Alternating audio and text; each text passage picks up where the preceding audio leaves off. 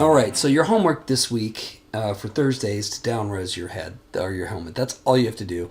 And then we're going to unwrap it and finish any of that stuff up on Thursday. You have a little bit of time on Thursday to work on this stuff, but try and get this down-res. That means you're going to have to sit down and do this. I'm going to show you several methods today. This one is the helmet. I'm going to be down-resing right now. Here's the helmet with the head in it. You need to take the head and just hide it, and that's totally fine. I do want to show you that I did have a different head that I worked with. I did play with a different helmet, and I decided to just stick with what we had. Okay, so what you can do with this helmet is we can decimate it, but before we could even decimate it, we would need to combine it into one mesh. So the deal with decimation, and let me show you what the decimation would look like. I actually have a copy of it over here. This is what decimation looks like, and you can tell the difference between this one, which is 2.583 million polygons. I think it's a little less if I delete this real quick. Let's see. Yeah, it's 1.9 million polygons as opposed to this 16,000 polygons. When you down-res it, I want to get your stuff under 10,000 polys, all right? Or tries, I should say. And this right here is poly. So if I want to know how many tries this is, I basically just double it, and that makes it about 32 or so. Is a fair guesstimate. It doesn't mean it is, but in this case, since there's so many tries, that's what it's going to calculate. Okay, it may be close to that.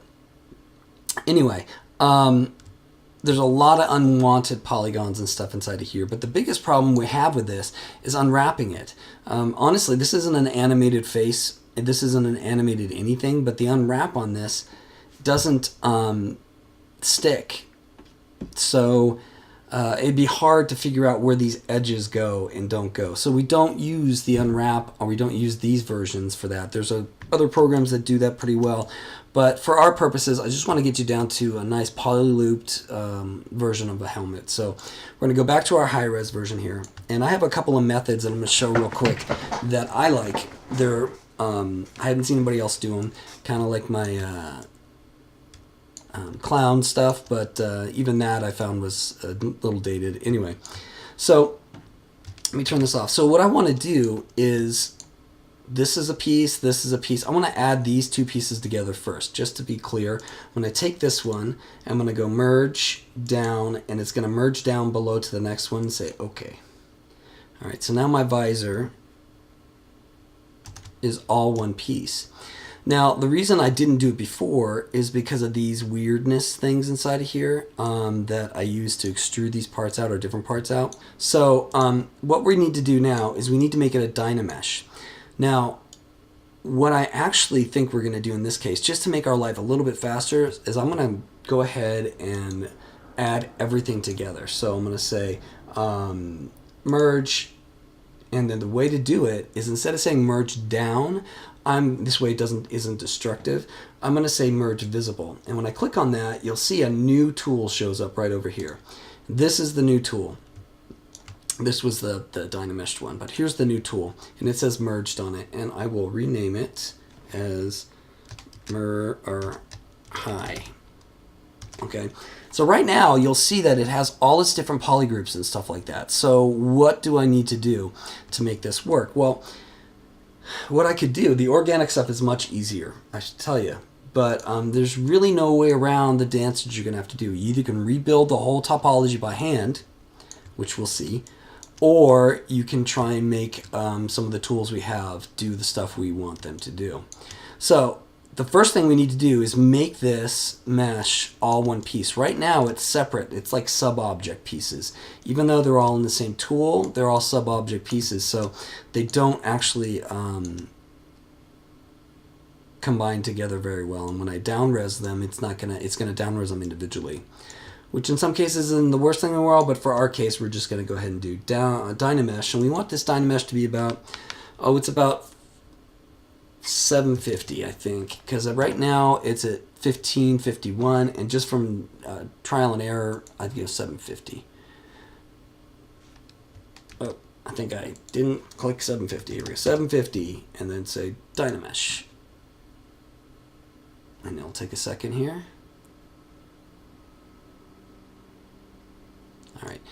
So 750 is too much. But what we really want to see is all that resolution has been kept. Now, problem is 750 is too much. And really, it kind of is too much. Let's just go down to 300 then. Oh, you know what? Let's just go to 5. Let's see what we get. It's still too high, so 3 was probably the best bet. And this is the way I do it. There's another way to do it inside of the Move tool, but yeah, I think 4 is right in the middle then, right? 400. Okay, that's perfect. All right, and you can see that I've kept a lot of these edges pretty clean. The way we're going to make our edges perfect is we're going to bring the final version into max. But right now it's 1.6. They're all the same pieces.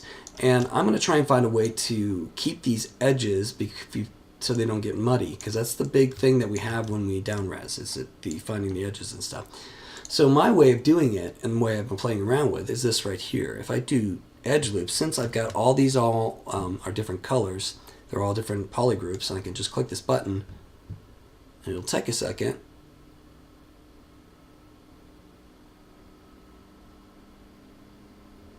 What it did, and it went up a little bit, but what it did is it put poly edges around the whole thing. And probably I could have done it with 1. Let's see if we do it with panel loops and we change this to 2, if that's any better.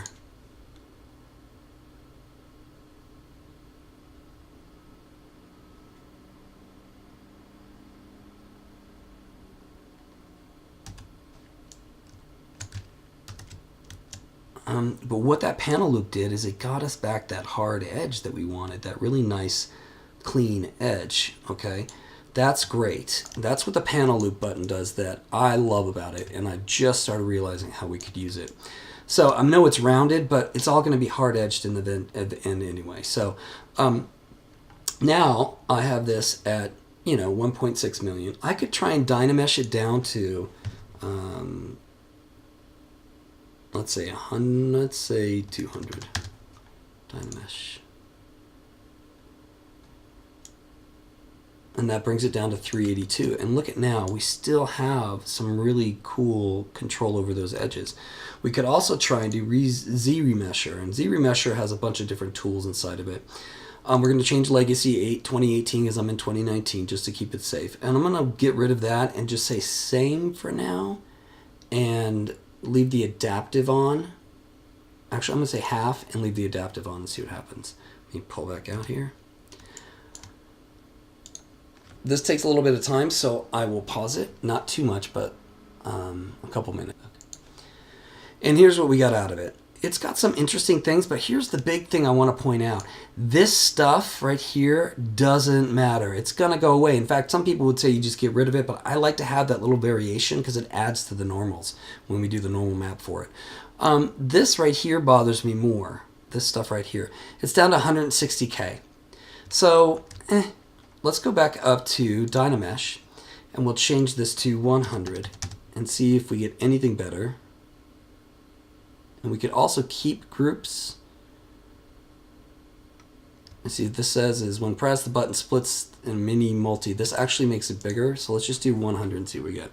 Super fast, right? And that's what we get. Again, we got some pretty straight edges. Let me see what the polys look like here. They don't follow the edges very well. Let's try and polish here a little bit more. Okay, and then we're going to come down to Dynamesh and bring it down to 100. And there, we got a little bit better of an edge. Now remember, it's going to be clean and slicey and all that stuff. This was not what it was doing earlier. Hold on. I think it was this that I did it on.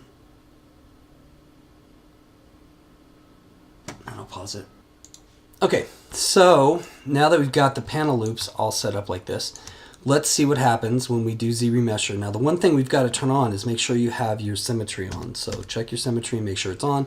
It's going to do something funky to the beard, but that's totally fine. We can do that after the fact. So ready? Here we go. Z-remesher half. I'm going to leave adaptive on and just go. I'm going to pause it because this first one takes a little bit long. And here it is.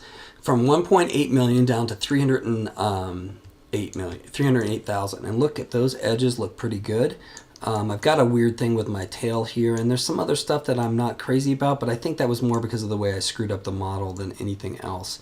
And don't forget, the inside's going to go away eventually. So let's do it again. This is where we do Z-remesher. We push it several times. I'm going to leave legacy, turn on the adaptive, and say half, and just go.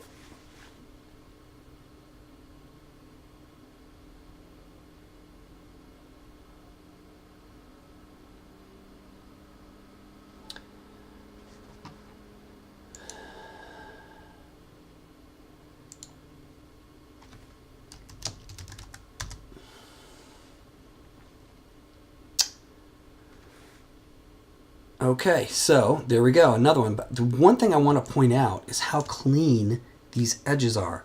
These are insanely clean edges, and the only thing I can think of is the reason is because I did the edge loop stuff. Because watch, I'll do it again. We're down to 172. Now it starts to get diminishing returns because of the adaptive. The adaptive tries to find the best answer for the remesher or the curve. But see, look at this. I've got all of this stuff disappearing, which is perfect. I don't need any of this stuff, really. I could smooth it out and just do it again, but let's do it again. I'm down to 100, so it went, instead of exactly half, it went down to 171.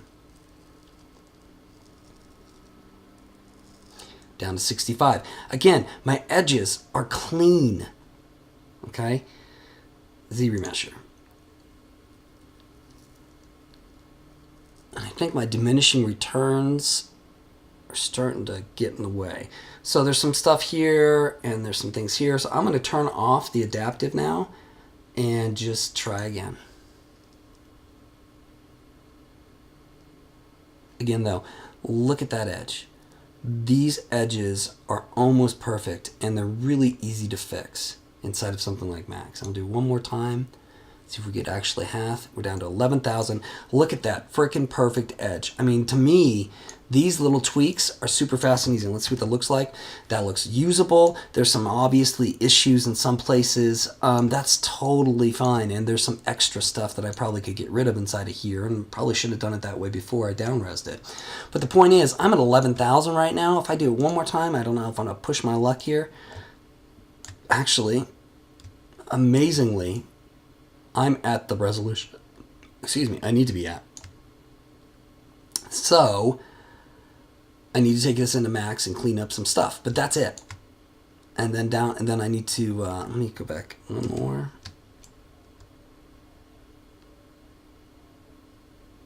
I'm looking at my loops. Because I put those loops around the edges here, everything stayed pretty dang good. Okay. So now I'm going to leave it at this 11. This is twice the resolution we want.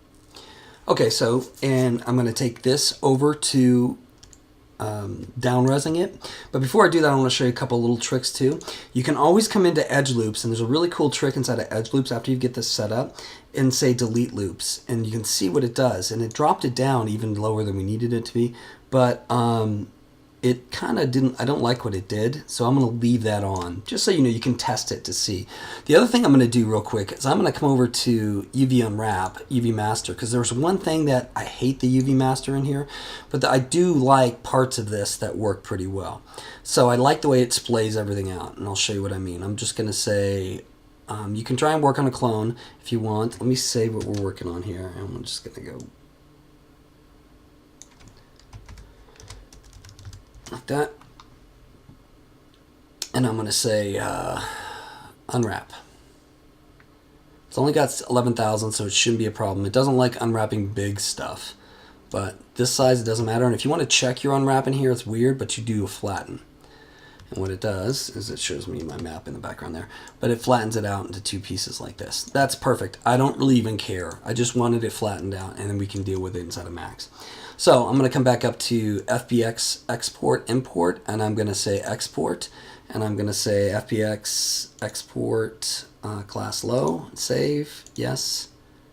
Then I'm going to come over to Max. I'm going to say file, I'm going to say file, import, FBX class low, open, and then we're going to say fine, and there we go.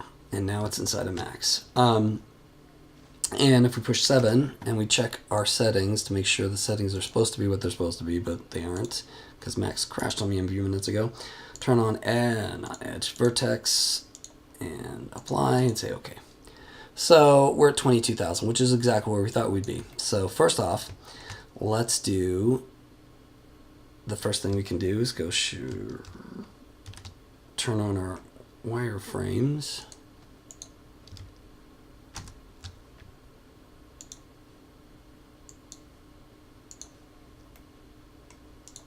Oh, it's like, why is it not working? So I'm in the front viewport. I need to be in the front viewport. I'm going to go grab half of this head here, just like that. Oh. I'm going to grab half of this head here, just like this. And then come in here, do this.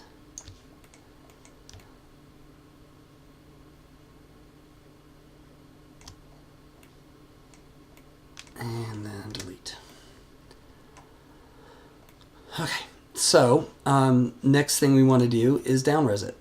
So how do we down-res it? How do we do that? Well, the cool thing is, all we have to do is go to edge mode, go to, by the way, this is going to be tiny. Let me show you how tiny. It didn't make it tiny, but that's okay because that's the way ZBrush imports it in. We aren't going to use it in here. When we export it out for the gameplay, we're definitely going to clean that up. So first thing I'm going to do is get rid of the interior right now. So I'm going to go ahead and say select by angle, ignore back facing, we'll go 10 degrees or something. That works pretty good. And then I have a bunch of cleaning up I need to do because I did a bad job inside of here. But I'm going to spare you watching me do that. But I will clean up some of it.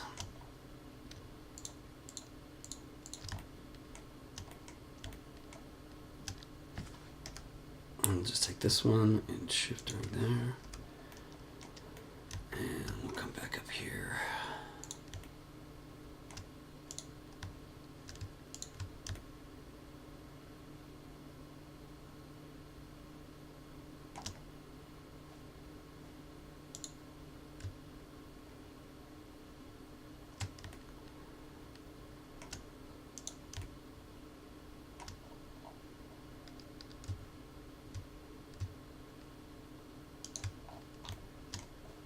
Yeah. So, like I said, I'm going to spare you all the joy of watching me fix the problem here. Delete.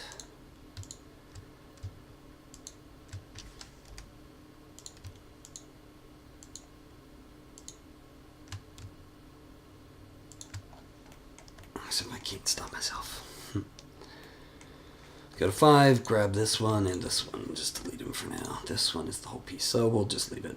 I will grab that one though and delete it, and I think this one, there is going to be some weird stuff sometimes. Anyway, you can close all this stuff up on your own. You won't have the same problem as I have, but you can see it's pretty simple. In fact, real quick, I'll just do this.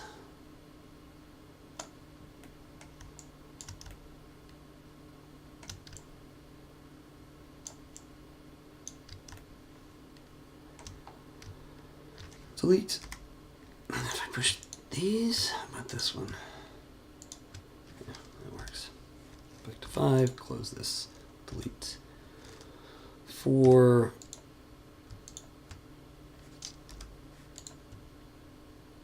That's where it starts getting weird. Sorry. I can't stop myself.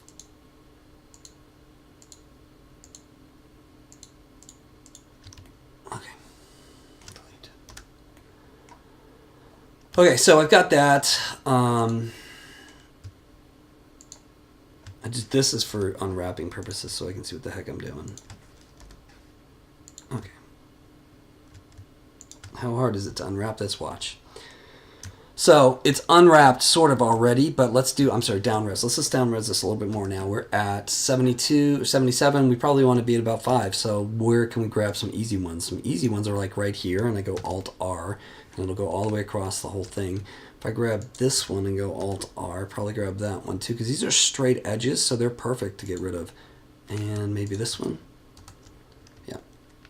This one comes back up here, but that's fine. X. So I got rid of that. That was 300 polys just doing that. So if I take this one, let's try this one. Like that. Probably don't need all of these.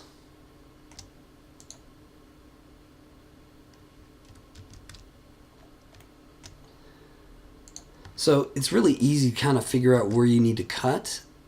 If you think about it, you just want to try and keep some of the important edges at least pushing out. We aren't trying to make all the edges, all these hard edges be perfect. We're just trying to make them. Let me see if this does what I think it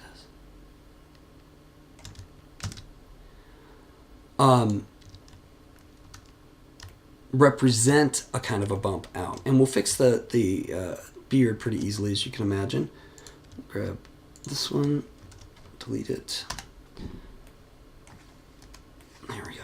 Okay, so we are down to 66. So pretty simple. Just click in here and here and go Alt-R. Probably pay attention a little bit more than I am, but I'm trying to do this speedy for you. That one's pretty easy. Pretty easy. Pretty easy.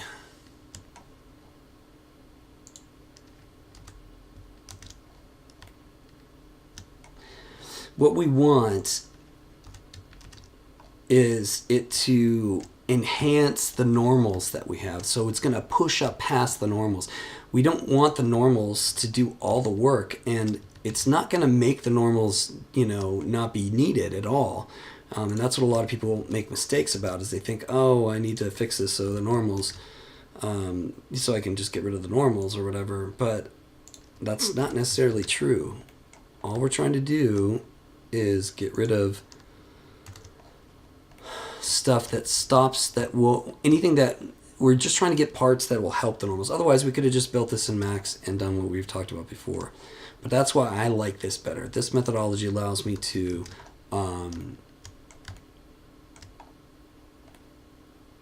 where did I find? I know I found more somewhere, but I think it was inside of here when I did this last time. But it allows the normals to have some extra oomph to their power, their step. Okay. And I don't like that one. I'll put this one. We'll do this one. There we go. Don't like that one. There. That one's good. Probably one of these would be okay. I know this takes a couple of minutes. Really, it's not super fast. It's not super slow. There's a lot worse things you could be doing. Okay. We're down to 420. That's close enough. And we could put more. You could see how I could just keep going. Like this one, probably be fine. This one would probably be fine. This one right here, actually, should be fine. This one. I can keep going and going and going, and you really get to decide what's making it and what's breaking it. Obviously, you need to fix this, but I'm not going to do that right now. Okay, so now we've got this mesh. Now we just need to unwrap it, but I'm not even going to have you guys unwrap it at this point, but I do want you to unwrap it before it leaves ZBrush. Actually, I'll take you a look at it. If you want to get ahead, all you have to do is unwrap it. And if we look at our unwrap right now, we unwrap half just like we always do. Go to Edit, Modifiers, and look at this. And it's just you know, all over the place. So we're going to take it and just say, let's see what this is actually. That's interesting.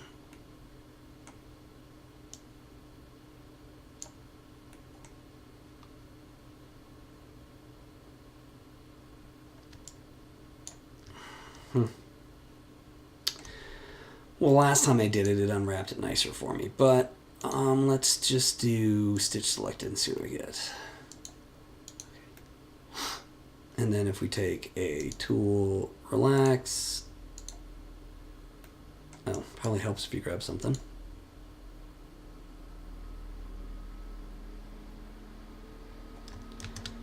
You know what? Screw it. Let's go back to this, and we'll just, for now, mapping. We'll say pack UVs, okay, and it'll scale it up. And then this sucker right here probably needs to be broken out, as you can imagine. So we'll break that off. Okay. What is this?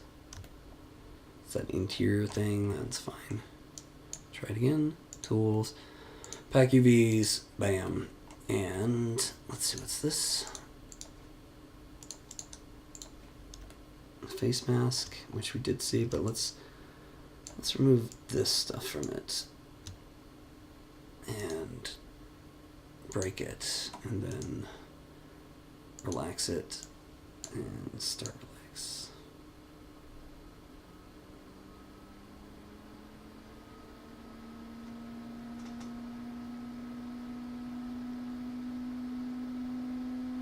Anyway, you get the idea. The idea is to get ahead. Because on Thursday, you're going to unwrap this and start bringing it into the...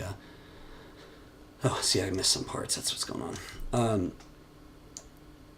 Start bringing it into Painter. Or back into ZBrush and then into Painter. Break.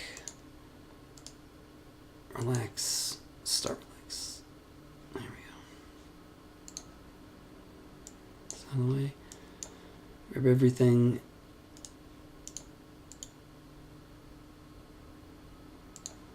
Take a look at our checker pattern on this.